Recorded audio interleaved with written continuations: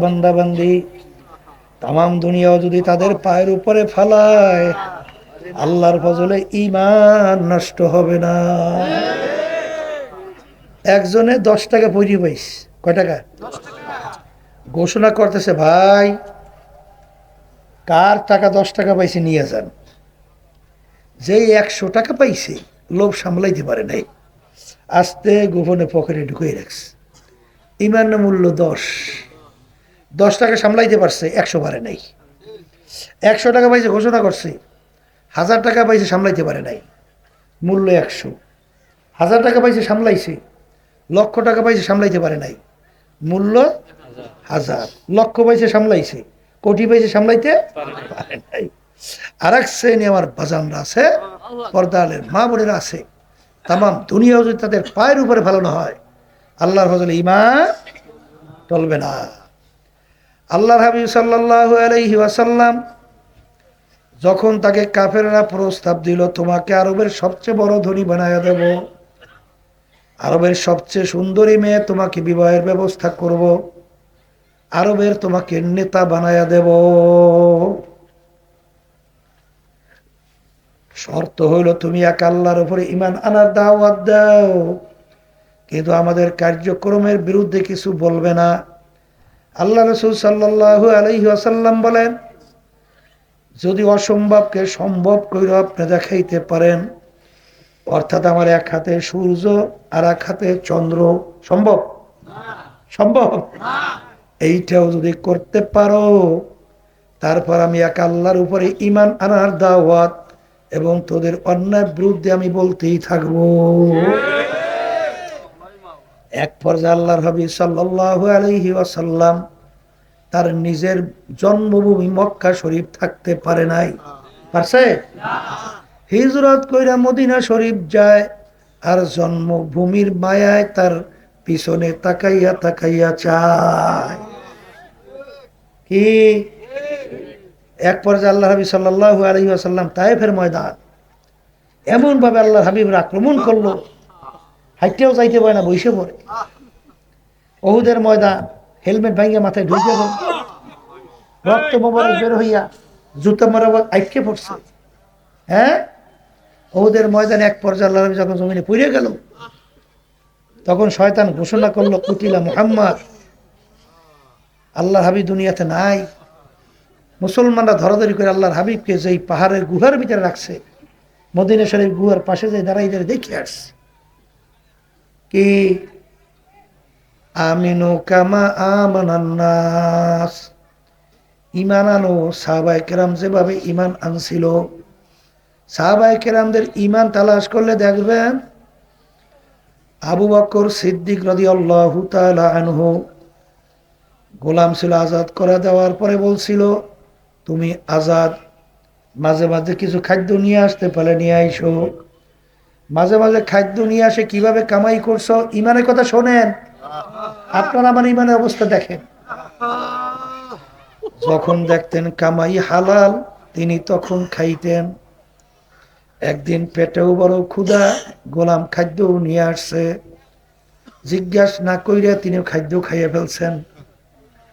গোলাম বলে, হযরত আপনি তো না যাই না খাইলেন, জিজ্ঞেস তো করলেন না। আবু বকর সিদ্দিক রাদিয়াল্লাহু তাআলা আনহু বলেন, তুমি তো অন্য অন্য সময় হালাল উপায় কামাই করে নিয়ে আসো, আজকে পেটেও বড় ক্ষুধা, মনে করছে হালাল উপায় তো আনছো, এখন বলো কিভাবে কামাই করছো। তখন গোলাম বলতেছে, হযরত আমি যখন কাফের ছিলাম, জাদুবিদ্যার মাধ্যমে একটা লোককে তদবির করছিলাম, ওই লোকটা তদবিরে ভালো হয়ে গেছে, তার সঙ্গে দেখা, ওই বিনিময়ে আমাকে এই খাদ্য দিছে। তখন আবু বকর সিদ্দিক রাদিয়াল্লাহু তাআলা আনহু বলেন যে জাদুবিদ্যার মাধ্যমে তদবির করা কামাই সম্পূর্ণ হারাম, তুমি তো আমাকে হারাম খাওয়াইছো। এই কথা বইলা গলার ভিতরে আঙ্গুল দেওয়া শুরু করলো। খাদ্য যেন পেটের ভিতরে হজম না হইতে পারে। ঈমান কাকে বলে, বিশ্বাস কাকে বলে? লোকেরা বলে, হযরত আপনি তো না যাই না খাইছেন, আমার মালিক তো মাফ কইরা দিবেন। তখন তিনি বলেন, আমার সাথীরা, আল্লাহ রাসূল সাল্লাল্লাহু আলাইহি ওয়াসাল্লাম বলছেন, যেই হারাম মালের দ্বারা রক্ত এবং গোশত তৈরি হবে তার জায়গা জাহান্নাম ছাড়া হবে না। আমি আবু বকর যদি মারাও যাই, তারপর ওই খাদ্য আমার পেটে হজম হতে আমি দেব না। আল্লাহু আকবার। তখন লোকেরা বলেন, হুজুর আপনি পেট বইরে পানি খান, যখন গলায় আঙ্গুল দেবেন বমি হবে, বমির সময় খাদ্য বের হয়ে আসবে।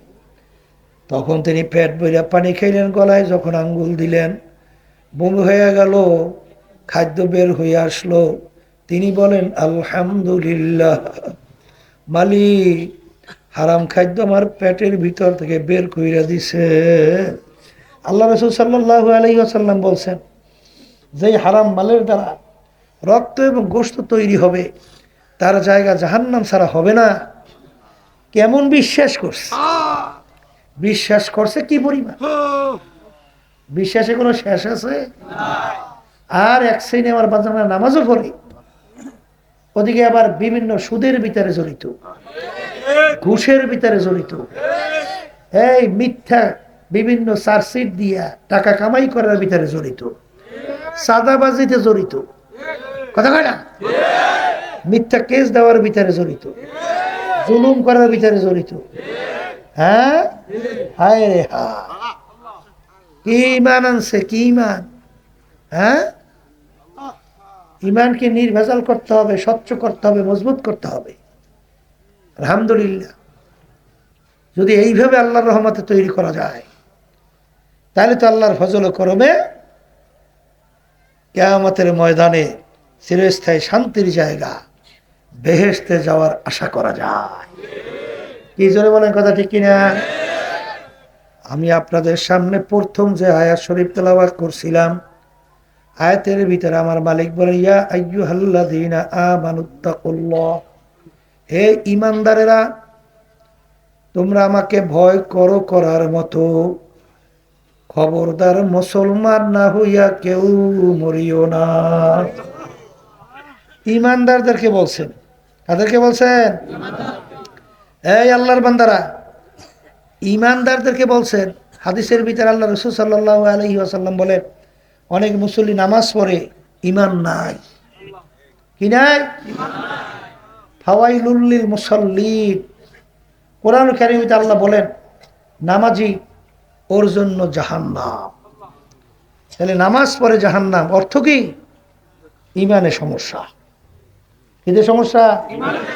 আবার কন্যা, ঈমানের ভিতরে ভেজাল। এই নির্ভেজাল ঈমান তৈরি করতে হবে।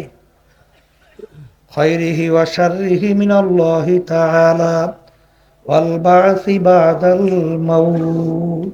কথা ঠিক কি না? ভালো মন্দের মালিক আল্লাহ, রিজিক দেওয়ার মালিক আল্লাহ, বাসুনে মারুনে মালিক আল্লাহ, আইন দেওয়ার মালিক আল্লাহ, সমস্ত ক্ষমতার মালিক আল্লাহ। কথা ঠিক কি না? তুমি যদি মনে করো সমস্ত ক্ষমতার মালিক জনগণ, তাহলে ঈমানে ভেজাল না নির্ভেজাল?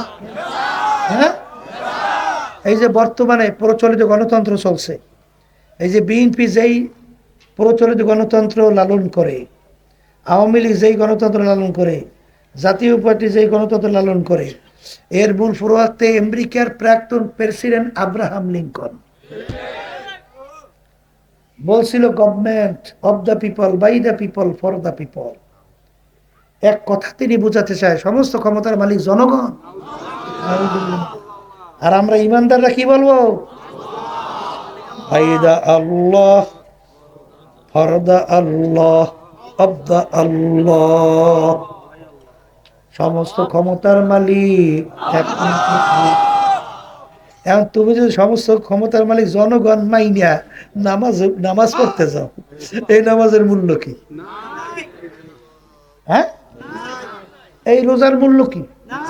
এই হজের মূল্য কি? এই সমস্ত দান সৎকার মূল্য কি? কারণ কি তা জানেন? আবু তালেবের নাম শুনছেন, আল্লাহর হাবিবের চাচা ছিল না? আল্লাহ রসুলকে এত সহযোগিতা ওই সময়ের ইতিহাস, এর চেয়ে বড় সহযোগী কেউ ছিল না। আবু তালেব যেভাবে আল্লাহ রসুলকে সহযোগিতা করছে, ঢালের মতো প্রহরা দিয়া আল্লাহ রসুল সাল্লাল্লাহু আলাইহি ওয়াসাল্লামকে লালন পালন করছে না। আবু তালেব বেহেশতে যাবে? আরে আফসোস, আল্লাহ রসুলকে সহযোগিতার চেয়ে বড় আর ভালো কাজ কি থাকতে পারে? তারপরে বেহেশতে না যাওয়ার কারণ কি? ঈমান না থাকার কারণে ভালো কাজের কোনো মূল্য নাই। এই জন্য আমার বাজানদেরকে বলবো, পর্দা আলে মা বোনদেরকে বলবো, ঈমান কি করতে হবে? মজবুত, নির্ভেজাল, স্বচ্ছ, ঠিক কিনা?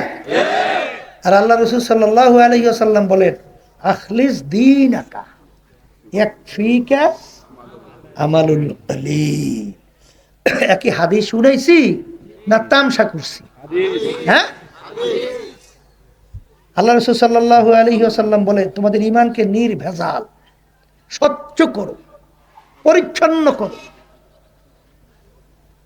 অল্প নেকামল করবা, বেহেশতে চলে যাবা। আর যদি ঈমানের ভিতরে ভেজাল থাকে, বস্তা বইরে আমল করবা, যাইয়ে দেবে তলায় তালাশ করে, কিছু পাবা না। কথা ঠিক কিনা? তাই ঈমানকে নির্ভেজাল করতে হবে। এরপর আল্লাহ রাসূল সাল্লাল্লাহু আলাইহি ওয়াসাল্লাম বলেন, হে ঈমানদারেরা, আমাকে ভয় করো, করার মতো করো। কারণ আল্লাহর ভয় যদি ভিতরে পয়দা না হয়, ওই আল্লাহর বান্দাবাদী কখনোই গুনার থেকে ফিরতে পারবে না। পারবে? সম্ভব না, পারে নাই, কোনোদিন পারবে না। কারণ কি? গোপনে অন্ধকারে যখন আপনার কাছে কোনো গুনাহ উপস্থিত হয়, গুনাহ, বোঝেন না, দুনিয়ার কেউ দেখে না, তখন আপনাকে ওই গুনাহ থেকে ফিরেইবে কিসে? বলেন আল্লাহর ভয়। আবার বলেন, কার ভয়? কার ভয়? আল্লাহর ভয়। তখন আপনি গুনাহ থেকে ফিরবেন। আর গুনাহ থেকে ফেললে কি হবে? আল্লাহ রাব্বুল আলামিন ঘোষণা করেন, ওয়ানাহান নাফসা আনিল হাওয়া ফা ইন্নাল জান্নাতা হিয়াল মাওয়া। যে আল্লাহর বান্দা বান্দি আমার ভয়, আমার আযাব গজবের ভয়, আমার জাহান্নামের ভয়, নিজেকে গুনার থেকে ফিরায় রাখতে পারবে, আমার মালিক বলেন তার ঠিকানা আমি ঘোষণা করলাম বেহেশত। আল্লাহ দয়াময় করে আপনার ভয় আপনি আমাদের ভিতরে পয়দা করেন। আল্লাহুম্মা আল্লাহুম্মা। 3 নম্বরে বলছিল, ওয়ালা তামুতুন্না ইল্লা ওয়া আনতুম মুসলিমুন। আমার মালিক বলেন, খবরদার, মুসলমান না হইয়া কেউ মরিও না। এখন এই কথা শোনার পরে তো আমাদের অনেকের খুশিই লাগতে আছে যে আমরা সবাই তো মুসলমান। কথা বলে না? হে মুসলমান বাজানরা, হে পর্দা আলে মা বোনেরা, মুসলমান একটা আরবি শব্দ। মুসলমান কি শব্দ? ইংরেজিতে বলে সারেন্ডার। ইংরেজিতে বলে কি? আর বাংলা অর্থ হলো আত্মসমর্পণ। আত্মসমর্পণ বোঝেন না? কবি এক কথায় বুঝাতে যাই বলছিলেন, মুসলমানি বুয়াদ গরদান নেহাদান এনানে খোদ বাদাস্তে খাজাদান। ঘোড়ার মুখে যখন লাগাম লাগায়, লাগাম যখন সওয়ারি হাতে ছেড়ে দেয়, ঘোড়ার ব্যক্তিগত নিজের বুদ্ধি চালাকি শক্তি কিন্তু আর চলে না। সওয়ারি যেভাবে ঘোড়াকে চালায় ওইভাবে তার চলতে হয়। ইচ্ছে মতো চলতে পারে? পারে পারে পারে। তা আমরা যারা মুসলমান দাবি করি, কালিমা পড়ছেন না? না পড়েন নাই? কালিমা পড়ার অর্থ কি? কালিমার লাগাম কিন্তু লাগাইছি। এখন কালিমার লাগানোর পর কি হবে? কবি বলতেছেন, ও মুসলমান, না আমেরিকা লা লন্ডন সে হুলফা আমি মস্তে মদিনা কার খুদায়া। হে মুসলমান সন্তান, তোমাদের রাস্তা, তোমাদের কালচার, তোমাদের সংস্কৃতি আমেরিকা লন্ডনের না। তোমাদের কালচার তোমাদের সংস্কৃতি হবে হবে মদিনাওয়ালা আল্লাহর হাবিবে। এই নৌকা কোন দিকে চালাও? নৌকা যায় কোথায়? নৌকা ঘাট দেবে কোথায়? হ্যাঁ আল্লাহর বান্দারা, নৌকা কোথায় ছাড়ছো? যায় কই? এক শ্রেণী আমার বাজানরা নৌকা চালাও, ঘাট কিন্তু মদিনায় দেয় না। তোমার নৌকা ঘাট দেয় আমেরিকা লন্ডন। বিজাতি কথা কয় না? হ্যাঁ, হায় রে হায়। দেখলে আয় কিস্তি বানো, কিস্তি আপনা দেখলো। দেখলে আয় কিস্তিবান, কিস্তি আপনা দেখলো। গহরায় দরিয়া কি আন্দার, কিস্তি না ডোবো জানে দো।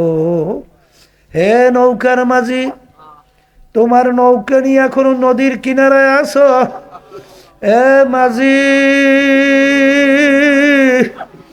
তোমার সামনে ভয়ানক সমুদ্র, সমুদ্রের ভিতরে তুফান উঠে গেছে। মাঝি এখনো নৌকা কিন্তু নদীর কিনারায়। ভালো কইরা নৌকা পরীক্ষা কইরা দেখো, তোমার নৌকা পাল মস্তুর ভালো আছে কিনা, তক্তা ভালো আছে কিনা, বইটা ভালো আছে কিনা। পরীক্ষা নিরীক্ষা কইরা তারপর তুফানে পাড়ি জমাও। যদি পরীক্ষা না কইরা, যদি ৭৫ নৌকা নিয়া ওই তুফানের ভিতরে পাড়ি জমাও, যখন তুফানে তোমার ৭৫ নৌকার ভিতরে ঠাস ঠাস বাড়ি মারবে, হে মাঝি,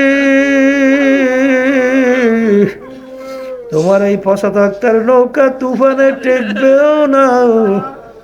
তুমি বুঝি নদীর উপর যাইতে পারবা না। তোমাকে সহ নৌকা সহ অটল সমুদ্রের ভিতরে ডুবাইয়া